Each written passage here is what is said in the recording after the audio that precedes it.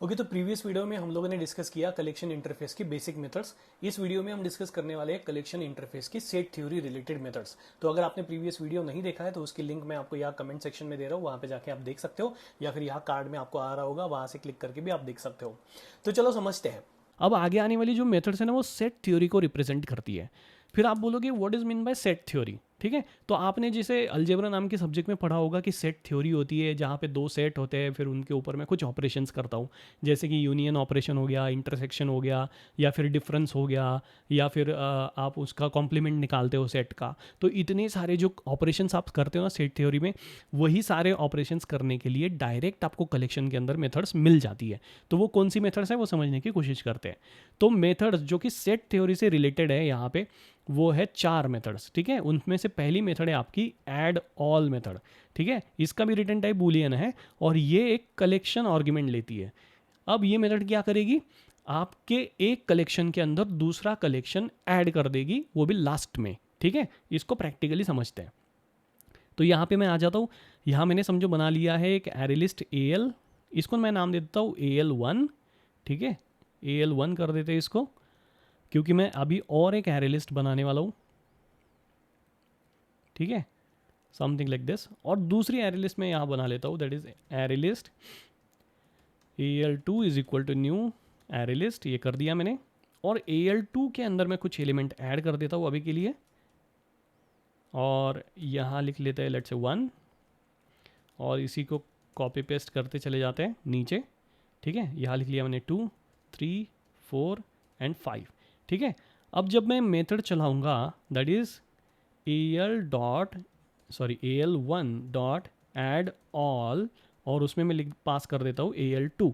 अब यहाँ क्या हो जाएगा पता है, AL1 के अंदर AL2 के सारे एलिमेंट ऐड हो जाएंगे बट लास्ट पोजीशन पे। ठीक है, तो अगर मैं यहाँ AL1 को अभी प्रिंट कर दूँ तो आपको पता चलेगा यहाँ पे कि AL1 के कंटेंट मेरे क्या आने वाले हैं। ठीक है, तो AL1 को मैं खाली यहाँ से प्रिंट कर देता हूँ। तो इसको एग्जीक्यूट करते हैं, हियर इज़ द आउटपुट। अब आउटपुट को अगर आप ऑब्जर्व करोगे तो आपको पता चलेगा ABCDEC ये सब आ चुके हैं। उसके बाद में आया है 1 2 3 4 एंड 5। मतलब एड ऑल मेथड ने क्या कर दिया, AL1 के अंदर AL2 के सारे एलिमेंट्स कॉपी कर दिए 1 बाय 1, वो भी लास्ट पोजीशन पे। ठीक है, तो that is pretty simple. Add all method जो है ना वो यूनियन का काम कर रही है, ये तो आपको पता चल गया होगा अब तक। मतलब सेट थ्योरी में हमने देखा है जब मैं एक सेट के अंदर दूसरा सेट यूनियन करता हूँ, मतलब दो सेट्स मर्ज हो जाते हैं, तो उसको यूनियन ऑपरेशन कहते हैं। तो वो सेम यूनियन ऑपरेशन आपको यहाँ पर करने को मिल जा रहा है यूजिंग ऐड ऑल मेथड। कोई लॉजिक लिखना नहीं है, बड़ा सिंपल है ये। ठीक है, अब नेक्स्ट पे चलते हैं and that is remove all method. ठीक है, रिमूव ऑल मेथड। अब ये भी कलेक्शन आर्गुमेंट लेता है एक, और इसका रिटर्न टाइप भी बूलियन है। अब ये मेथड क्या करेगा पता है, जो कॉमन एलिमेंट्स है ना उसको रिमूव कर देता है। मतलब दो कलेक्शंस के बीच में जितने भी कॉमन एलिमेंट्स रहेंगे वो सारे के सारे रिमूव हो जाते हैं। और ये ही सेम ऑपरेशन आपको सेट थ्योरी में डिफरेंस के नाम से मिलता है। ठीक है, जहाँ पे आप करते हो A-B समथिंग लाइक दैट। ठीक है, तो करके देखते हैं एक बार। तो मैं यहाँ पे लिख देता हूँ, लेट्स से डबल कोट्स में लिख दिया मैंने AX E, और यहाँ पे P और Q। तो अगर आप ध्यान से देखोगे ना, यहाँ पे आपको पता चलेगा कि इन दोनों सेट्स के अंदर AL1 एंड AL2 के अंदर कुछ एलिमेंट जो वो कॉमन है, जैसे कि A यहाँ पे भी है, यहाँ पे भी है, और E इधर भी है, इधर भी है। तो ये दोनों एलिमेंट्स है ना कॉमन है।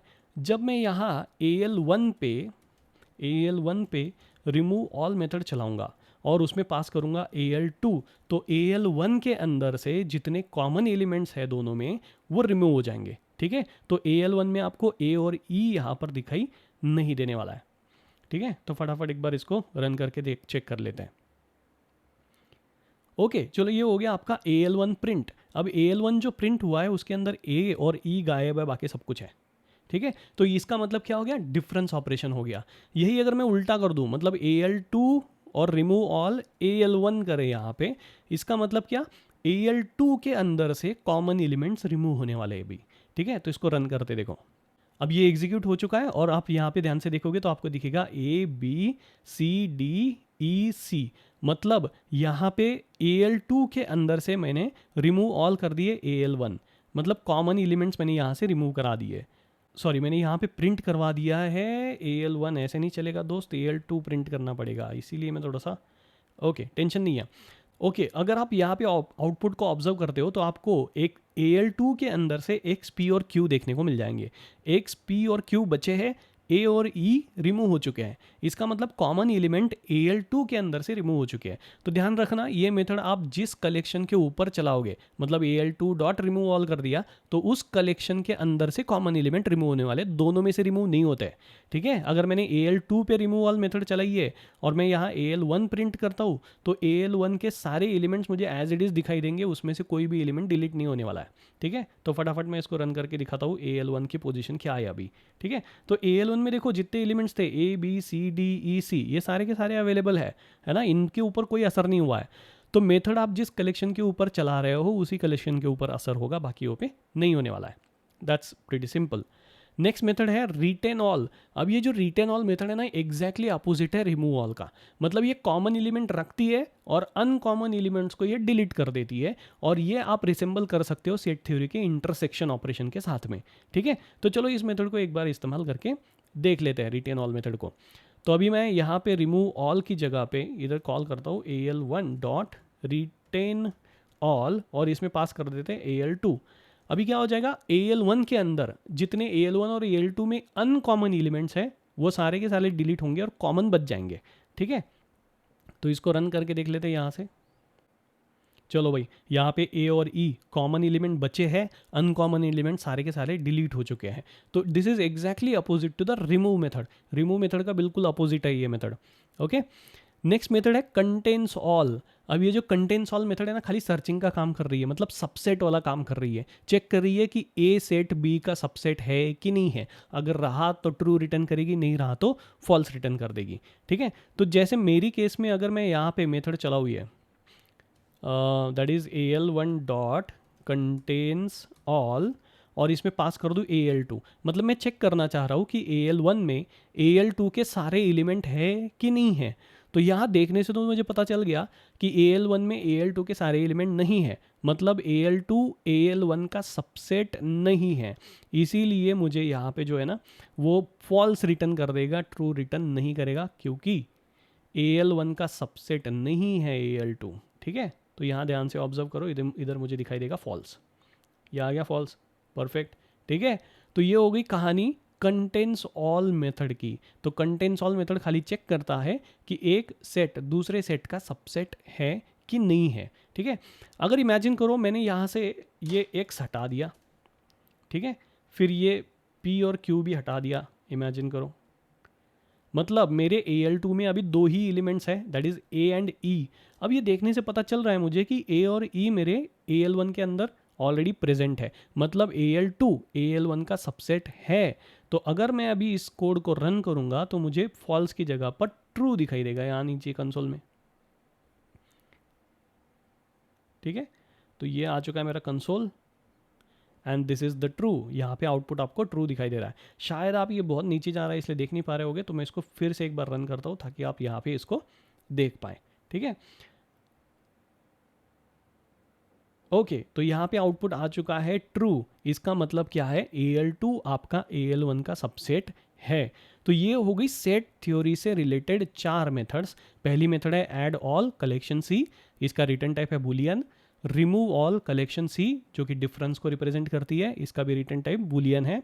रिटेन ऑल कलेक्शन C, ये मेथड इंटरसेक्शन ऑपरेशन को रिप्रेजेंट करती है और इसका भी रिटर्न टाइप बुलियन है। फिर नेक्स्ट मेथड मिलती है आपको, दैट इज कंटेन्स ऑल, ये भी कलेक्शन आर्गुमेंट लेती है और ये सबसेट ऑपरेशन को रिसेंबल करती है और इसका रिटर्न टाइप जो है वो बुलियन है again. So these are the 4 methods which are related to set theory. ठीक है, जो कलेक्शन में आपको डायरेक्टली मिल जाती है। अब देखो यही ऑपरेशन अगर आपको एरे के ऊपर करने होंगे ना तो आपको काफ़ी ज़्यादा समय लग जाता है ना, बहुत लंबा चौड़ा लॉजिक लिखना पड़ेगा, फॉर के अंदर फॉर, फिर कंपैरिजन एंड सो ऑन, बहुत कुछ लिखना पड़ेगा। इन्हीं मेथड्स का इस्तेमाल करके आप इंटरव्यू क्वेश्चंस को ना चुटकियों में सॉल्व कर सकते हो। जैसे कि आपको इंटरव्यू में एक क्वेश्चन पूछा जाता है कि check if all elements from array 1 are present in array 2 और नॉट। मतलब आपको चेक करना है कि एरे 1 के सारे एलिमेंट एरे 2 में प्रेजेंट है कि नहीं है, मतलब एरे 1 एरे 2 का सबसेट है कि नहीं है, ये चेक करना है। तो ये चेक करने के लिए समझो आपको इंटरव्यूअर ने ये 2 एरेज दे दी है यहाँ पे, ठीक है, एक्स और वाई, और बोला कि यार चेक करो वाई एक्स का सबसेट है कि नहीं है। अब इस लॉजिक को लिखने के लिए आप लंबा चौड़ा फॉर लूप का लॉजिक लिखोगे, दो दो फॉर लूप लिखोगे, फिर एक एक करके इटरेट करके सारे एलिमेंट चेक करते जाओगे, सब एलिमेंट प्रेजेंट रहेंगे, तो फिर आप लास्ट में आउटपुट दोगे कि यार प्रेजेंट है। बट इतना तामझाम करने की ज़रूरत ही नहीं है, यही काम मेरा कलेक्शन से बिल्कुल चुटकियों में सॉल्व हो जाएगा। तो उसके लिए मैं क्या करूँगा, एक्स और वाई दोनों एरेस को उठा के अलग अलग एक एरे लिस्ट के अंदर डाल दूंगा। तो मैं यहाँ पे लिख लेता हूँ एरे लिस्ट AL, अब मैं इसका नाम रखता हूँ XAL, ठीक है, न्यू एरे लिस्ट, ताकि समझने में थोड़ी आसानी हो जाए हमें, ठीक है। और ये अभी के लिए मैं हटा देता हूँ, नहीं तो कन्फ्यूज़ हो जाएंगे हम। ये बहुत शॉर्टकट और अच्छी चीज़ है, बट इसको मैं अभी एक्सप्लेन नहीं करूँगा। ओके, और यहाँ पे मैं फॉर लूप लगा देता हूँ, ठीक है। और फॉर लूप लगाऊंगा मैं एक्स एरे के ऊपर, इंटीजर i इक्वल टू 0 लगाएंगे, यहाँ पे i less than x dot length लिख देते हैं, और यहाँ पे i प्लस प्लस कर देते हैं। फिर यहाँ पे हम करेंगे XAL डॉट ऐड मेथड चलाएंगे, जिससे मैं ऐड करूँगा इसके अंदर एलिमेंट्स।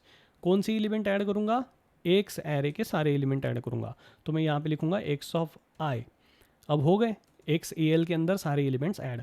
फिर से और एक फॉर लूप मैं लिख देता हूँ यहाँ पे, जो कि मैं चलाने वाला हूँ